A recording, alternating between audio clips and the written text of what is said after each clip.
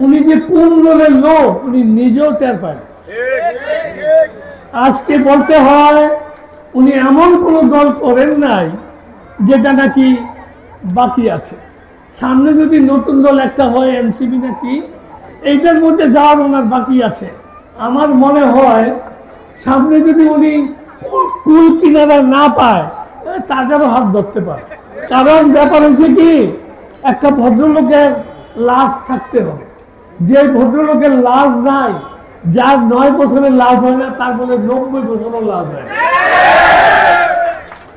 তো আমি বলবো, বাংলায় একটা কথা আছে, মরতে থাকি দৌড়লাম না, এখন দৌড়ে এলাকা পাই না। আপনি বিএনপির সৈনিক ছিলেন, বিএনপি থেকে দল বদলাইতে বদলাইতে বদলাইতে বদলাইতে এলডিপিতে গেছেন।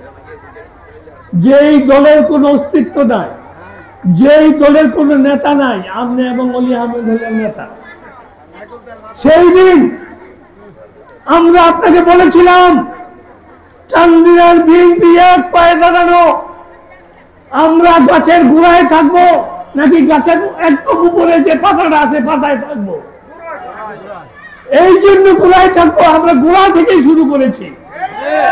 আপনি গোড়া থেকে শুরু করে লাভ দিয়ে পাতায় চলে গেছেন, ওখানে উঠে দেখা গেল যে আপনি পট করে আবার নিচে পড়ে গেছেন। আমরা যারা গোড়ায় ছিলাম, আমরা গোড়ায় আছি।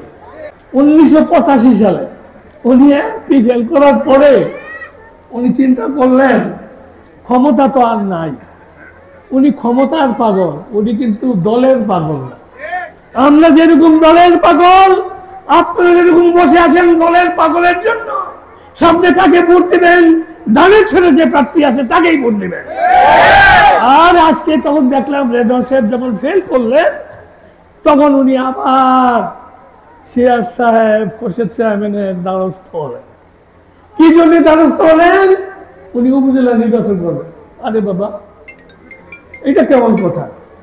আপনার এমপি নির্বাচন করে একজন লোক যদি উপজেলা নির্বাচন করে, তার প্রমোশন বাড়ে না কমে?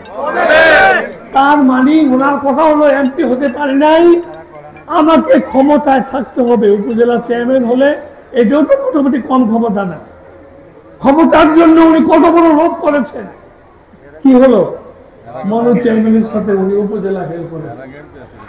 ওই যে বলছিলাম যে যার 9 বছরের লাশ না হয়, তার 90 বছরের লাশ হয় না। পার্লামেন্ট নির্বাচন করে কে উপজেলা যায়? আচ্ছা গ্যাসই যখন, তাহলে হেডেম দিয়ে ফাঁসটা করলাম না গেলে যায়। পাবলিক জানে যেই লোকটা গাছে উঠে পড়ে যায়, যেই লোকটা সংসদ সদস্য থেকে নিচে এসে আবার ভোট চায়, সেই লোকটা যোগ্যতার মাপকাঠি চিনে না, জানে না। তার কারণেই আপনাকে একটা লাশ দিয়ে দিল, লাশ সরম সরম। নির্বাচন হলো, সেই দিন কি হলো? রেদওয়ান সাহেব তো চলেই গেলেন।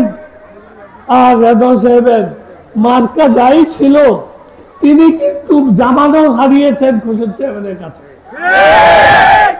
যে লোকটা খোরশেদ চেয়ারম্যানের কাছে জামানত হারিয়েছে, সেই লোকটা দিশেহারা না পাইয়া এখন আবার এলডিপি প্লাস আওয়ামী লীগ লইয়া তিনি আছেন।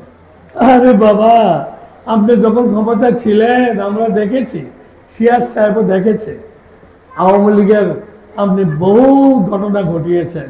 আপনি মনে করছেন দুঃসময়ে আওয়ামী লীগের তারা আপনার সাথে যাবে? যাবে, বিপদ হলে তো মানুষের কাছে যায়, তবে ভালো মানুষের কাছে যায়, আপনার মতো অতি ভালো মানুষের কাছে যায় না।